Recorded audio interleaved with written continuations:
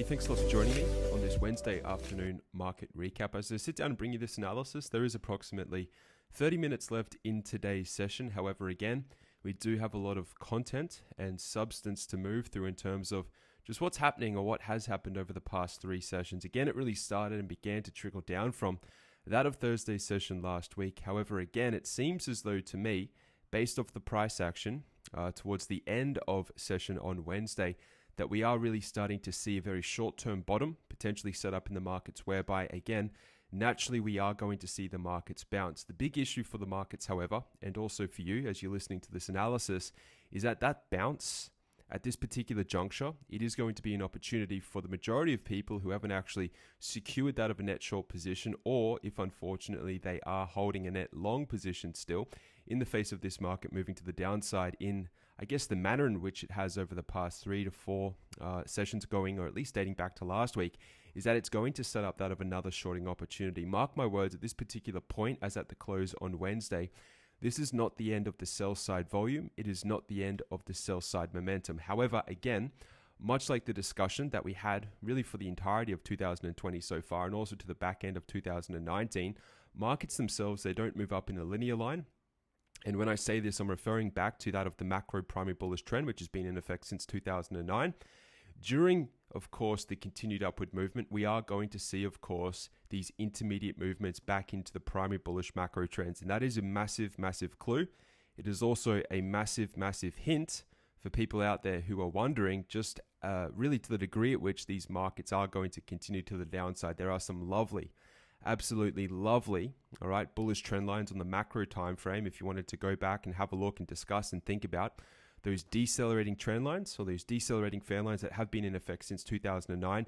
And really the premise that we're going to be looking at over the next number of weeks, if not months, in that pro analysis class is going to be, right, those really strategic targets across the board on the financial market indices. I will say in this public forum here, I think the golden key at this particular point, and I've really been giving this a lot of thought, not only prior, or at least not only during the sell-off, which has really sort of engulfed the market over the past number of sessions, but also leading up to the point whereby, again, we've just been waiting for this market to turn. Really prior to it turning, again, I've been thinking about just how deep and how far these markets are going to correct to, and again, the best possible locations on the chart whereby it makes absolute sense, whereby we are going to set up and establish another critical V bottom, right? Whereby we see the markets rally out of that and don't look back. At this particular juncture, based on where we are, not only on the date, but also in terms of the location on the chart, the price, right? It is substantially lower. And I'm going to reference that in this coming Saturday's class. It's not, or at least we're not going to get there over the next couple of sessions. More so at this particular point right now, you need to be aware that you should be at least expecting a market bounce. We are going to see some form of a relief rally out of these depths. So what has become more recently market depths after this crazed sell-off. That, however, is going to be another opportunity. If it's not you, it's going to be people elsewhere to reposition themselves again, to sell out of original longs that maybe they've been holding or at least bought into for the entirety or the majority of 2020 at the moment. They are now significantly, if not more, right, in continuation of the close on Monday, even more underwater, which isn't a good thing for the mass psychology of market participants at this particular point. Again, the majority of market participants, unfortunately, are going to be driven by the emotional side of trading, obviously a psychological aspect. And again, the minefield that it is trading the US financial markets and any market for that matter as well. So again, if you're in net short positions, if you've taken the opportunity to enter into a bunch of puts, whether or not it was up here as the divergences formed, as of course we were talking about the exhaustion gaps, the absolute squeeze in momentum, which really was just self-suffocating itself, all right? Or even if you entered into the market based on the gap down after our trapdoor trigger over here at say 28,923 on the Dow Jones, on the S&P up here at 3,310, you would have been triggered at 3,250. I think at this particular juncture, and again, you have to make obviously your own decisions at this particular point based off the price action that has been sort of engulfing again the market as we're moving closer towards close as at Wednesday. It makes a lot of sense to me that you may be wanting to at least take a few positions of those put positions off the table, so to speak, or to actually shore up that overall net short position, because the odds are at this particular point, unless of course the World Health Organization comes up and then labels what has been the outbreak of this coronavirus as a pandemic, you should see these markets rally. Now, again, the question becomes how far and how quickly are these markets going to rally when this inevitable rally does show up? It's really besides the point at this particular point. What you should be thinking about, and again, I'm going to stress this over the coming weeks and months, is the weekly MACD signal. That's going to be critical, used in conjunction, of course, with those decelerating fan lines, which have begun and have continued to set up and play out and have provided really nice areas of strategic support along this bull market, or the continuation of this bull market. That, coupled with the weekly MACD, is really going to be the true signal as to where this market is ultimately going to base out. Again, I'm going to speak about this in this Saturday's pro analysis class. But for the time being, again, yes, we have seen a knee-jerk reaction to the downside. It has largely been expected. But right now, if you're going to keep a level head about these markets and what to expect really in the near-term future, you have to expect these markets to rally. All right, we've already moved, I think, close to 7, if not 8% on some markets. And again, the golden key, even though I've gone off on a little bit of a tangent right now, is not actually the S&P, it's not the Dow, and it's not the NASDAQ. The true market reveal, okay, and the golden key is going to be the Russell 2000, and that's critical. When the Russell 2000 hits that strategic location that, again, I'm going to speak about in that analysis class this weekend, we're obviously going to use that as the thermostat for these other more closely followed US financial markets. And that's going to allow us, again, to strategically flip the trades on a longer term horizon from that of a net short position into ultimately, right, the turning of the market, pushing back up and ultimately taking out these swing highs, which may seem unimaginable at this particular point. Don't get me wrong. I understand if you are feeling that way. But again, objectively, it makes a lot of sense. And again, this goes back into our entire premise of the year 2019 and rolling, of course, into 2020 as well. And it's something to be very much mindful of. If you can secure the right side of the trade very close to the right time and allow that trade to continue in your favor, right, over a number of months, especially on a swing trade time frame, that's what we do at Pivot Point Pro Trading, you're really going to set yourself up for some really significant continued success. So as it stands, I assume right now the majority of people who are listening to this resource here publicly and also in pro, they're probably net short, or they're just completely out of the market, which is fantastic if that is the case. Again, you've got multiple fractals working together, right? The intermediate time frame working with, of course, the bigger macro picture at the time. We're still very much in a bull market uptrend, as it may, again, seem a little bit unimaginable at this particular point as we move to the close on Wednesday. But the reality is, depending on the fractal that you're looking at, we are going to see a move something like this.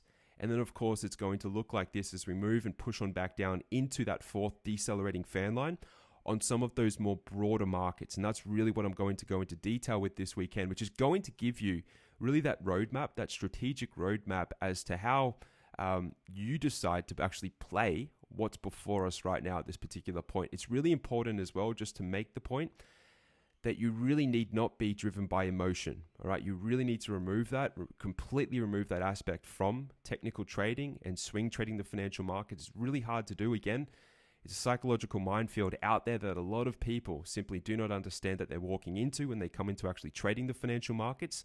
But what really unsticks people, or really proves to be the big sort of problem for people moving forward and progressing as technical traders, is removing that emotional element of actually trading the financial markets. It's not necessarily, of course, the profit and the loss. It's more so about getting the direction of the trade right, having belief in, of course, the underlying analysis, the application of the analysis to the financial markets, and then having the courage and also the conviction to stay with that position for an extended period of time. So again, bringing this back to the market closes at Wednesday, you've got multiple fractals working together. The larger picture is still up, all right, the macro picture. The intermediate picture, however, is still down. And what I'm referencing right now in this sort of Wednesday address right now, I've changed the color. This is another M, but this stands for the minor level of the trend. And what I'm suggesting at this particular point is at the minor level of the trend, which is really the minutia. This is what we're looking at as technical swing traders. Once we understand and unlock the overview, the macro and the intermediate theme is that when we navigate back into the minor level of the trend, what you need to be aware of again is this bounce. A bounce that unfortunately probably a lot of people are going to buy the dip on a little bit too prematurely. Okay, but that rally, which is coming, and mark my words, it is coming, it will fizzle. And then it's an opportunity to fade it, which will ultimately take out wherever this short-term temporary bottom is on the minor level of the trend. This market, in my opinion, it's probably somewhere close to 40%, 50% of what will be the intermediate correction. So again, at most, we may be halfway through this based on the price action from up here at the more recent historical all-time highs to where we're sort of trading at as we move into the close on Wednesday.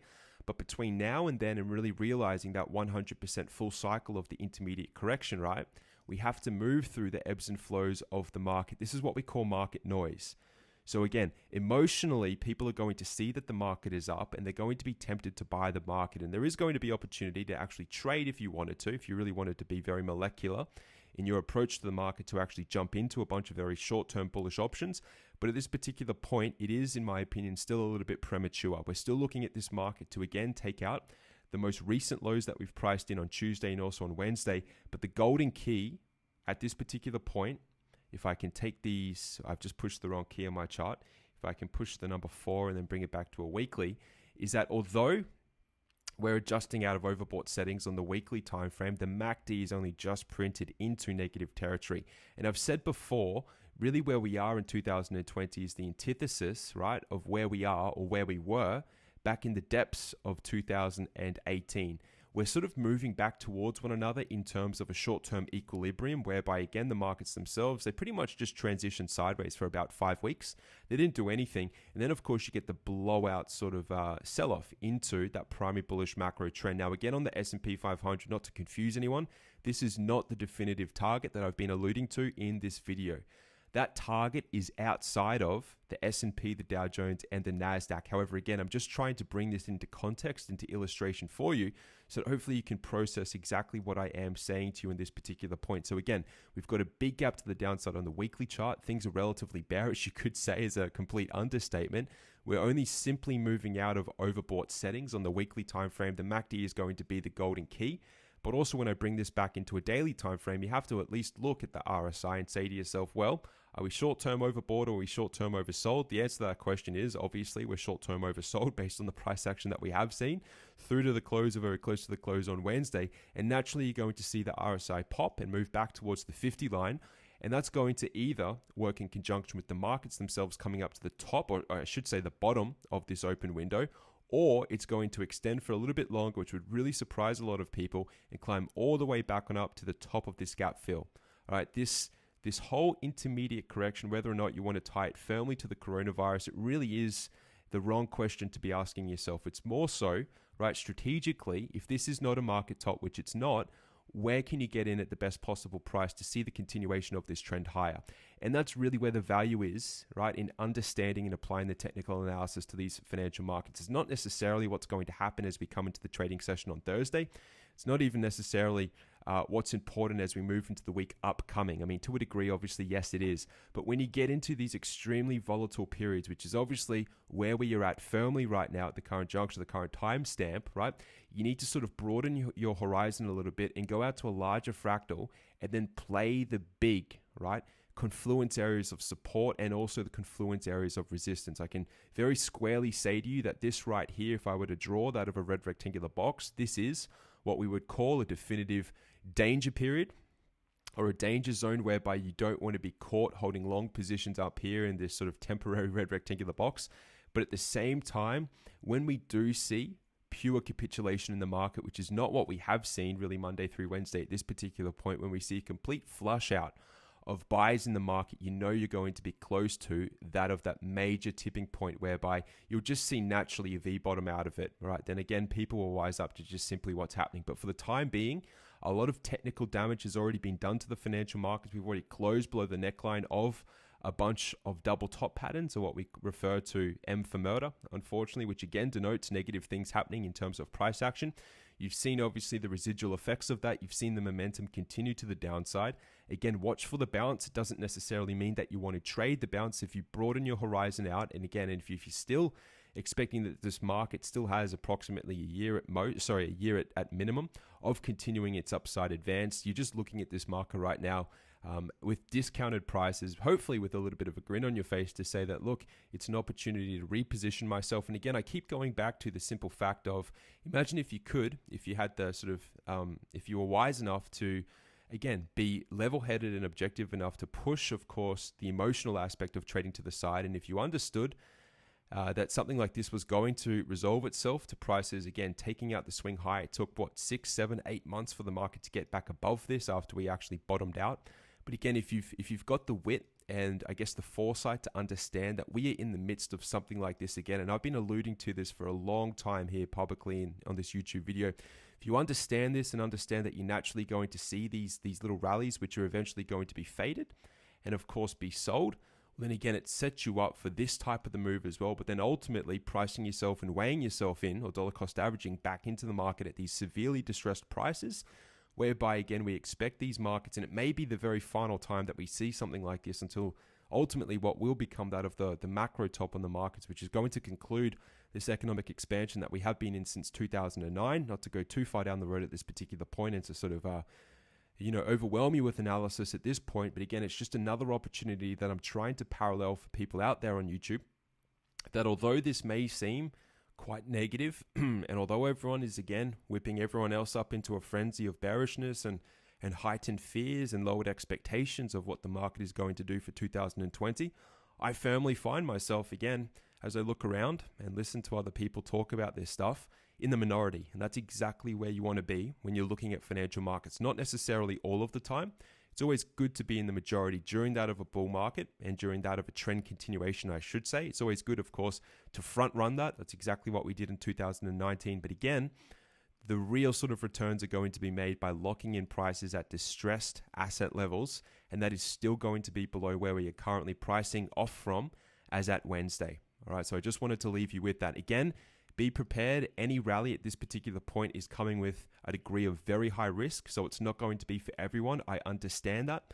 What you can do again is take some of those original positions off the table, lock in that profit, put that profit in your back pocket, and just look to reset these trades at higher prices. Sit on the sidelines again with absolutely no stress, a complete sort of carefree view on the market, and sort of stake, or really not having any stake in the market, which I think is a very smart thing to do as well. And then, of course, once we take out these lows, this could happen over the space of a number of months. It doesn't necessarily mean it's even going to show up or actually happen in the month of March. We're obviously going to take this day by day, but that's really the premise of really how you should be looking at the market, the perspective and the prism upon which you should be really breaking the manic moves of this market down and really just making sense of simply what's happening in the US financial markets, and also, of course, more broadly, the global financial markets for that matter as well. Everything is in the dumps. Everything is on fire. Everything is tanking, so to speak. There's going to be a relief rally. That relief rally is going to be sold. And when that sell side volume comes back in and rejects it firmly up at higher prices, okay, it's going to be another opportunity. If you didn't position yourself net short up here, if you didn't observe, if you didn't pay attention to the number of warnings that were being set off, again, this right here was a major concern. The false break to the upside was another concern. The divergence was another concern. There were so many reasons to be very cautious about the market. We recapped that as best we could. But again, a very similar scenario that we saw up here in the sort of the first half of February is going to present itself once we do see a little bit of lift off from this support as well. I'm not sure if it's going to happen on Thursday. It may very well begin to set up that way. But what you shouldn't be thinking about at this particular point is assuming that this relief rally is going to take out the swing high. It's too premature at this particular point to really come to terms with that or to say that definitively. Before we can get to this point and to see the market take out these swing highs, we're still going to sit through, or at least move through, a market whereby the intermediate time frame, which is again 1 to 3 months, so to speak, is still going to be net short. The momentum is going to remain net short until we begin to see that momentum oscillator, the MACD, begin to turn up. So again, I'm sort of segueing this into really the foundation of what I'll be speaking about in this coming Saturday's class in a lot more detail. But I hope that leaves you with a better understanding of what to expect for not only this week, but also a couple of weeks into the future as well. Obviously, I'll keep you updated as this market continues to move, and it's an honor and a privilege to do so. And I just wanted to say also thank you very much for the emails and the kind comments, and everyone who's contributing and participating to this little community that we have here. It makes it all very much worthwhile. So I just wanted to take the time to thank everyone and to wish you continued success moving forward. And we'll follow this and map this out day by day as well. All right, so on that note, everyone, I'm going to say farewell to you. Enjoy what remains of your Wednesday evening.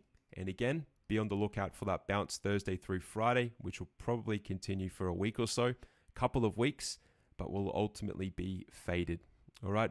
If you have any questions at all, please email me success@pivotpoint-trading.com. Until next time, everybody, it's James signing off on behalf of Pivot Point Trading. Farewell.